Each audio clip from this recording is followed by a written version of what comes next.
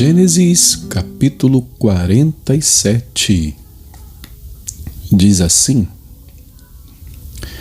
Então José foi e deu a notícia a Faraó: O meu pai e os meus irmãos, com os seus rebanhos e o seu gado, com tudo o que tem, chegaram da terra de Canaã, e eis que estão na terra de Gósen. E levou 5 dos seus irmãos e os apresentou a Faraó. Então Faraó perguntou aos irmãos de José: Qual é o trabalho de vocês? Eles responderam: Nós, seus servos, somos pastores de rebanho, como já foram os nossos pais.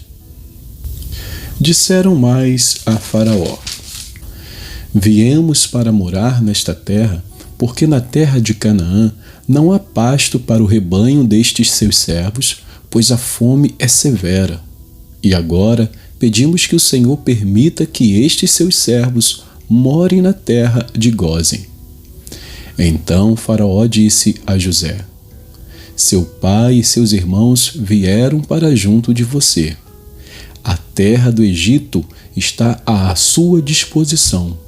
Faça com que seu pai e seus irmãos se estabeleçam na melhor região da terra, que morem na terra de Gósen. Se souber que há no meio deles homens capazes, ponha-os por responsáveis pelo gado que me pertence. José levou Jacó, seu pai, e o apresentou a Faraó. E Jacó abençoou o Faraó. Então Faraó perguntou a Jacó: Quantos anos o Senhor já tem? Jacó lhe respondeu: São 130 anos de peregrinação. Foram poucos e maus os anos de minha vida e não chegam aos anos de vida de meus pais, nos dias das suas peregrinações. Depois, Jacó abençoou Faraó e saiu de sua presença. Então José estabeleceu seu pai e seus irmãos e lhes deu propriedades na terra do Egito, no melhor da terra, na terra de Ramsés, como Faraó havia ordenado. E José providenciou alimento para seu pai, seus irmãos e toda a casa de seu pai, segundo o número de seus filhos. Não havia alimento em toda a terra, porque a fome era muito grande. Assim, o povo do Egito e o povo de Canaã desfaleciam por causa da fome. Então José arrecadou todo o dinheiro que havia na terra do Egito e na terra de Canaã pelo cereal que compravam e o recolheu à casa de Faraó. Quando acabou o dinheiro da terra do Egito e na terra de Canaã, todos os egípcios foram a José e disseram: Queremos comida, porque o Senhor nos deixaria morrer em sua presença só porque o dinheiro acabou. José respondeu: Se vocês não têm dinheiro, tragam o seu gado. Em troca do gado, eu lhes darei comida. Então trouxeram o seu gado a José e lhes deu mantimento em troca de cavalos, rebanhos, gado e jumentos. E José os sustentou aquele ano em troca de todo o gado deles. Tendo acabado aquele ano, foram a José no ano seguinte e lhe disseram: Não podemos esconder de meu senhor que o dinheiro acabou e que meu senhor já é dono dos animais. Nada mais nos resta diante de meu senhor, a não ser o nosso corpo e a nossa terra. Por que o Senhor nos deixaria perecer em sua presença, tanto a nós como a nossa terra? Compre a nós e a nossa terra em troca de mantimento, e nós e a nossa terra seremos escravos de Faraó. Dê-nos semente para que vivamos e não morramos, e a terra não fique deserta. Assim, José comprou toda a terra do Egito para Faraó, porque os egípcios venderam cada um o seu campo, porque a fome era extrema sobre eles. E a terra passou a ser de Faraó. Quanto ao povo, ele o escravizou de uma a outra extremidade da terra do Egito. José só não comprou a terra dos sacerdotes, porque os sacerdotes recebiam uma porção de mantimento de Faraó e viviam dessa porção que Faraó lhes dava. Por isso, não venderam a sua terra. Então José disse ao povo: Eis que hoje comprei vocês e a terra de vocês para Faraó. Aqui estão as sementes para que semeiem a terra. Das colheitas, vocês darão a 5ª parte a Faraó. As outras 4 partes serão de vocês para semear o campo e para servir de alimento a vocês, aos que estão em suas casas, e para alimentar os seus filhos. Eles disseram a José: O Senhor salvou a nossa vida. Que possamos alcançar favor diante de meu Senhor e seremos escravos de Faraó. E José estabeleceu por lei até o dia de hoje que, na terra do Egito, 1/5 pertence a Faraó. Só a terra dos sacerdotes não ficou sendo de Faraó. Assim, Israel habitou na terra do Egito, na terra de Gósen. Nela, adquiriram propriedades e foram fecundos, e muito se multiplicaram. Jacó viveu na terra do Egito 17 anos. Assim, os dias de Jacó, os anos da sua vida, foram 147. Aproximando-se, pois, o tempo da morte de Israel, chamou seu filho José e lhe disse: Se agora alcancei favor diante de você, peço que ponha a sua mão debaixo da minha coxa e use de bondade e fidelidade para comigo. Peço que você não me sepulte no Egito, mas que eu possa descansar com os meus pais. Por isso, você me levará do Egito e me colocará na sepultura deles. José respondeu: Farei o que o Senhor me pede. Então Jacó lhe disse: Jure para mim. José jurou e Israel se inclinou sobre a cabeceira da cama. Capítulo 48. Passadas estas coisas, disseram a José: Seu pai está doente. Então José tomou consigo seus 2 filhos, Manassés e Efraim, e avisaram a Jacó: Eis que o seu filho José vem visitá-lo. Israel fez um esforço e se sentou na cama. Então Jacó disse a José: O Deus Todo-Poderoso me apareceu na cidade de Luz, na terra de Canaã, me abençoou e me disse: Eis que eu o farei fecundo e o multiplicarei. De você farei uma multidão de povos, e à sua descendência darei esta terra como propriedade perpétua. E agora os seus 2 filhos, que lhe nasceram na terra do Egito, antes que eu viesse para junto de você aqui no Egito, são meus. Efraim e Manassés serão meus, assim como Ruben e Simeão são meus. Mas os filhos que você gerar depois deles serão seus. Segundo o nome de um de seus irmãos, serão chamados na sua herança. Quando eu vinha de Padã, para minha tristeza, morreu Raquel na terra de Canaã, no caminho, a pouca distância de Efrata. Eu a sepultei ali, no caminho de Efrata, que é Belém. Quando Israel viu os filhos de José, perguntou: Quem são estes? José respondeu a seu pai: São meus filhos, que Deus me deu aqui. Israel disse: Traga-os para perto de mim, para que eu os abençoe. Os olhos de Israel já estavam fracos por causa da velhice, de modo que não podia ver bem. Por isso, José levou os filhos para perto dele, e ele os beijou e os abraçou.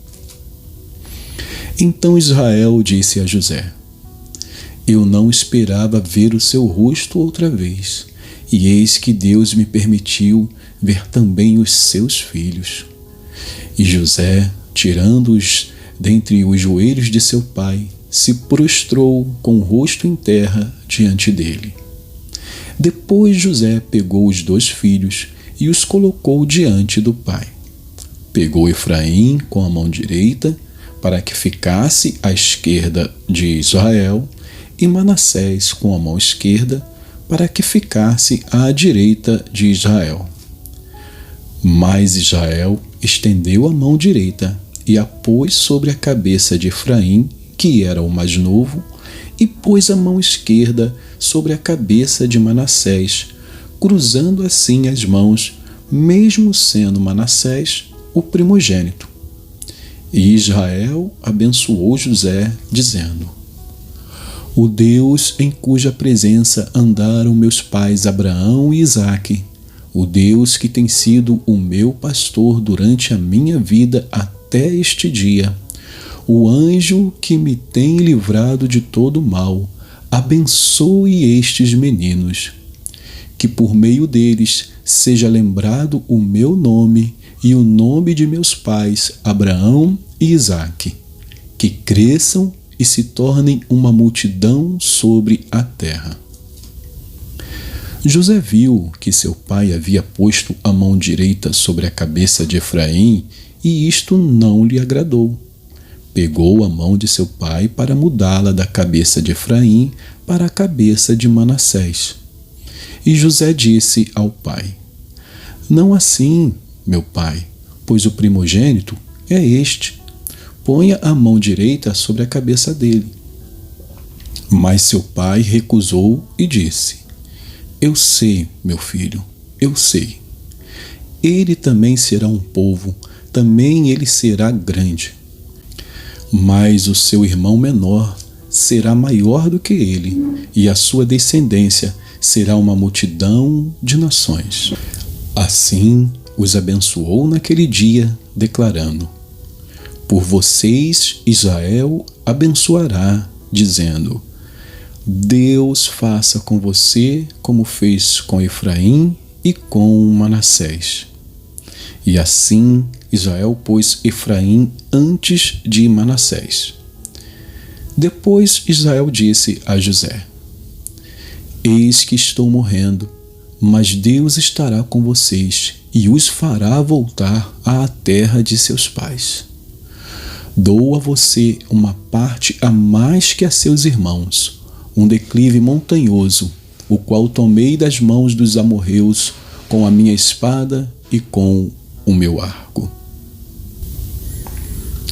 Vamos então voltar a Jó, agora no capítulo 36. Jó, capítulo 36, diz assim: Eliú seguiu falando e disse: Mais um pouco de paciência, e eu lhe mostrarei que tenho mais argumentos a favor de Deus. Trarei o meu conhecimento de longe e atribuirei a justiça ao meu Criador, porque, na verdade, as minhas palavras não são falsas. Quem está diante de você é senhor do assunto. Eis que Deus é grande e não despreza ninguém. Ele é grande na força da sua compreensão. Não poupa a vida do ímpio, mas faz justiça aos aflitos. Deus não tira os seus olhos dos justos. Pelo contrário, os assenta no trono com os reis para sempre, e eles são exaltados. Se estão presos com correntes e amarrados com cordas de aflição, ele lhes faz ver as suas obras, as suas transgressões, e que se mostraram arrogantes. Abre-lhes também os ouvidos para a instrução, e ordena que se convertam da iniquidade. Se o ouvirem e o servirem, acabarão os seus dias em felicidade e os seus anos em delícias. Porém, se não o ouvirem, serão passados pela espada e morrerão na sua cegueira. Os ímpios de coração alimentam a ira e, quando são aprisionados por Deus, não clamam pedindo socorro. Perdem a vida na sua mocidade e morrem entre os prostitutos cultuais. Deus livra o aflito por meio da sua aflição e pelo sofrimento lhe abre os ouvidos.